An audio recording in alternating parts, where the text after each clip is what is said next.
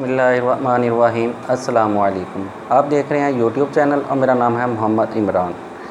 सबसे पहले अगर आपने इस चैनल को सब्सक्राइब नहीं किया तो प्लीज़ इस चैनल को सब्सक्राइब कर लें और साथ में बेल आइकन को दबा दें। FIA ने इरादा कर लिया है कि उसने इमरान खान साहब को कब और कैसे गिरफ़्तार करना है।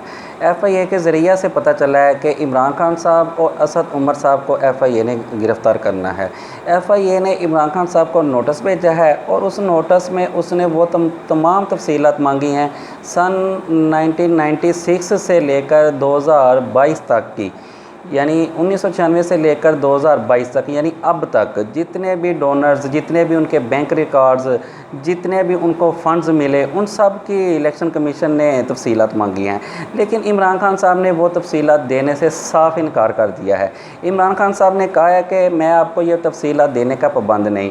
इमरान खान साहब ने कहा है कि पॉलिटिकल पार्टी 2002 एक्ट के तहत मैं ये इंफॉर्मेशन आपको नहीं दे सकता, लिहाजा ये इंफॉर्मेशन मैं आपको देने का पाबंद नहीं। इलेक्शन कमीशन के ज़रिए से पता चला है कि इलेक्शन कमीशन इमरान खान साहब को टोटल 3 नोटिस देगा और उन नोटिस का अगर जवाब नहीं दिया जाता तो फिर वो इमरान खान साहब को गिरफ़्तार करेगा, जिस पर इमरान खान साहब के वकला ने भी कहा है कि वो इमरान खान साहब ये जो तफसीलात इलेक्शन कमीशन ने मांगी हैं, इमरान खान साहब वो देने के पाबंद नहीं है और ना ही हम किसी सूरत ये तफसीलात इनको देंगे। इमरान खान साहब ने कहा है कि अगर आप ये अपने नोटिस वापस नहीं लेंगे तो मुझे मजबूरन अदालत जाना पड़ेगा, जिस पर मरियम औरंगज़ेब साहबा ने भी कहा है कि FIA को पहले नोटिस के बाद ही इमरान खान साहब को गिरफ़्तार कर लेना चाहिए था। लेकिन FIA ने कहा है कि मज़ीद वो 2 नोटिस देगा। अगर उन नोटिस का जवाब दे दिया गया तो ठीक है, अगर ना दिया गया तो वो इमरान खान साहब को इस सिलसिले में इमरान खान साहब को गिरफ़्तार कर लेंगे। फिर उनके वकला ने भी इस पर वजाहत दी थी, जैसे कि आज शहबाज गिल साहब को अदालत में पेश किया गया। आप सब ने देखा कि शहबाज गिल साहब की हालत बहुत सीरियस थी, लेकिन उसके बावजूद भी पुलिस ने उन पर तशद्दुद किया। पुलिस ने मीडिया के सामने उनके चेहरे से मास्क हटा दिया, जिस पर वो चिल्लाते रहे, वो चीखते रहे और कहते रहे मुझे सांस नहीं आ रहा, मुझे मास्क दिया जाए। लेकिन खैर पुलिस को कोई तरस नहीं आया, पुलिस ने उन पर कोई तरस नहीं खाया। उसके बावजूद भी पुलिस उनको घसीटती हुई अदालत के अंदर ले गई, जिस पर जाकर पुलिस ने अपना मौका बयान किया कि हमें मज़ीद 8 रोज़ा जिस्मानी रिमांड चाहिए, जिस पर अदालत ने कहा कि आपको पहले 2 दिन का रिमांड दिया गया था, क्या आप इनको एम्बुलेंस में लेकर आए हैं? जिस पर पुलिस ने बताया कि जी हम इनको एम्बुलेंस पर लेकर आए हैं, जिस पर अदालत ने कहा कि इनको मज़ीद सोमवार तक पिम्स हॉस्पिटल में रखा जाए, जिस पर पुलिस ने कहा कि हमने इनसे मोबाइल और लैपटॉप रिकवर करना है। हालांकि पुलिस ऑलरेडी मोबाइल और लैपटॉप रिकवर कर चुकी है, लेकिन उसके बावजूद भी पुलिस 8 रोज़ा मज़ीद जिस्मानी रिमांड मांग रही है और उन पर तशद्दुद करना चाह रही है और उन पर मज़ीद तशद्दुद करना चाह रही है। जैसा कि आप सबको पता है कि कल आज़ादी सहाफ़त राय का दिन मनाया गया है, जिस पर इमरान खान साहब ने एक सेमिनार में ख़िताब करते हुए न्यूट्रल्स को आड़े हाथों लिया। उन्होंने न्यूट्रल्स के बारे में कहा कि आप सबसे ताकतवर हैं और ये आपकी ज़िम्मेदारी है। आप ही हमें आकर बताते थे कि ये लोग चोर हैं, डाकू हैं, ये मुल्क को लूट कर खा गए हैं, लेकिन उसके बावजूद भी आपने इस टोले को इस मुल्क पर विराजमान किया। आप ही हमें बताते थे कि इनका पैसा फ़लाँ मुल्क पड़ा हुआ है, इनका पैसा फ़लाँ मुल्क पड़ा हुआ है, लेकिन उसके बावजूद भी आपने इस टोले को इस मुल्क पर विराजमान करवाया, इस टोले को इस मुल्क पर हुक्मरानी करवाई। आपने ही हमें आकर बताया था कि मौलाना साहब एक धरने में आए थे और मौलाना साहब ने आकर कहा था कि 5 लाख बरतानवी पाउंड आए हैं। उसके बावजूद भी आपने इस साजिश को नहीं रोका और आपने इस साजिश को नाकाम नहीं बनाया।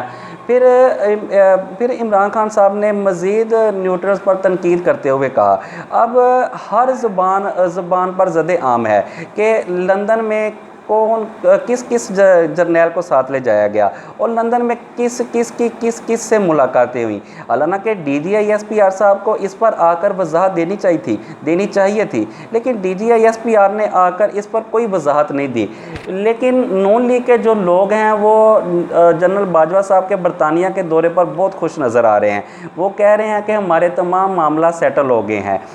जवेद लतीफ़ साहब ने भी कुछ दिन पहले कहा था कि मियाँ साहब सितंबर में वापस आ जाएंगे और फिर देखेंगे कौन कौन से अदारे न्यूट्रल्स हैं।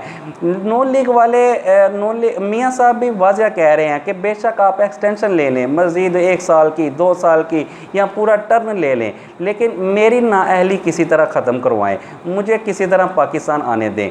लेकिन मियाँ साहब की जो नाअहली का मसला है ना, वो तो बज़ाहिर नामुमकिन है कि मियाँ साहब को किसी तरह अहल किया जाए। लेकिन अब एक फार्मूला अपनाया जा रहा है, एक फार्मूला अपनाने की कोशिश की जा रही है, क्योंकि मियाँ साहब का जो नाअहली का मामला है वो तो अब आला अदलिया से नामुमकिन है, क्योंकि मियाँ साहब की जितनी अपीलें थी वो तकरीबन सब की सब खारिज हो चुकी हैं। और मियाँ साहब जो 2017 में नाअहल हुए थे, उस फैसले के मुताबिक मियाँ साहब ताहयात नाअहल हैं। अब एक फार्मूला अपनाया जा रहा है, और वो फार्मूला क्या है? अब फार्मूला ये अपनाने की कोशिश की जा रही है कि हमें सादा अक्सरियत चाहिए, किसी तरह सेनेट में या फिर कौमी असम्बली में या फिर किसी तरह भी हमें एक सादा अक्सरियत चाहिए। तो हम कौमी असम्बली या सेनेट में एक सादा अक्सरियत के ज़रिए एक कानून साजी करके एक तरमीम कर लेते हैं कि ये जो नाअहली की मुद्दत है इसको 5 साल तक कर लेते हैं। वैसे भी जो मियाँ साहब की नाअहली की मुद्दत है वो तकरीबन 5 साल कंप्लीट हो चुकी है, यानी मियाँ साहब जुलाई 2017 में नाअहल हुए थे और जुलाई 2022 में तकरीबन उनकी नाअहली ख़त्म हो चुकी है। अब मियाँ साहब को वापस लाने की तैयारी की जा रही है और इमरान खान साहब को किसी तरह नाअहल करने की कोशिश की जा रही है। यानी मियाँ साहब का जो एक 5 साल टर्म था वो तो अब पूरा हो गया, ठीक है। अब इमरान खान साहब को वो टर्न पूरा कराने की कोशिश की जा रही है, जिस सिलसिले में इलेक्शन कमीशन को इस्तेमाल करने की कोशिश की जा रही है। अब इलेक्शन कमीशन साहब ने इमरान खान साहब का जो तोशाखाना का मामला था और फिर जो इमरान खान साहब का एक सर्टिफिकेट वाला मामला था, उस पर फैसला सुनाने के लिए 30 दिन का टाइम दिया है। यानी इलेक्शन कमीशन ने 19 सितंबर तक अपना फ़ैसला सुनाने के लिए कहा है कि वो 19 सितंबर तक इमरान खान साहब का जो तोशाखाना का है और फिर जो एक सर्टिफिकेट इमरान खान साहब ने दिया था उस पर इलेक्शन कमीशन इमरान खान साहब के बारे में फ़ैसला सुनाएगा, जिस पर शायद मुमकिन है भी और ये मुमकिन भी नहीं कि इलेक्शन कमीशन इमरान खान साहब को उस पर नाअहल कर दे। सर्टिफिकेट वाला मामला जो है वो तो बाज़ाहिर नज़र नहीं आता, लेकिन शायद तोशाखाना को आड़ बनाते हुए, उसको निशाना बनाते हुए इमरान खान साहब को किसी तरह नाअहल किया जाए। फिर कराची में जैसा कि आपको पता है कि ज़िमनी इलेक्शन होने जा रहे हैं, जिस पर MQM वाले सुप्रीम कोर्ट चले गए हैं और MQM वालों ने सुप्रीम कोर्ट जाकर इस्तदा किया है कि जो कराची में हल्का बंदियाँ हुई हैं, फिर कराची में जो मरदमशुमारी हुई है वो ठीक नहीं हुई, लिहाजा ये जो कराची में ज़िमनी इलेक्शन हो रहे हैं इनको किसी तरह रोका जाए, इनको मुलतवी किया जाए। लेकिन अदालत ने इस पर वाज़ेह अहकाम दिए हैं कि ये अवाम का मैंडेट है और इसको चलाने की इजाज़त किसी को नहीं दी जाएगी। MQM वालों को ज़ाहिर है नज़र आ रहा है कि इमरान खान साहब जो इस वक्त इस मुल्क में सबसे ज़्यादा पॉपुलर हैं और इस वक्त उनकी पार्टी जो है वो सबसे ज़्यादा मजबूत है। वो कराची की जो दो सीटें उनके पास हैं वो किसी तरह खोना नहीं चाहते, वो चाहते हैं कि ये जो इलेक्शन है ये किसी तरह मुलतवी हो जाए। लेकिन अदालत ने उस पर अपना फ़ैसला सुनाते हुए ये जो इलेक्शन है वो 28 अगस्त को होने का फ़ैसला दे दिया है कि ये जो इलेक्शन है ये 28 अगस्त को ही होंगे, इससे ना आगे होंगे और ना पीछे होंगे। आज के लिए इतना ही है। अपना और अपने इस चैनल का ख्याल रखिएगा। मिलते हैं इंशाल्लाह नेक्स्ट व्लॉग में। अल्लाह हाफ़िज़।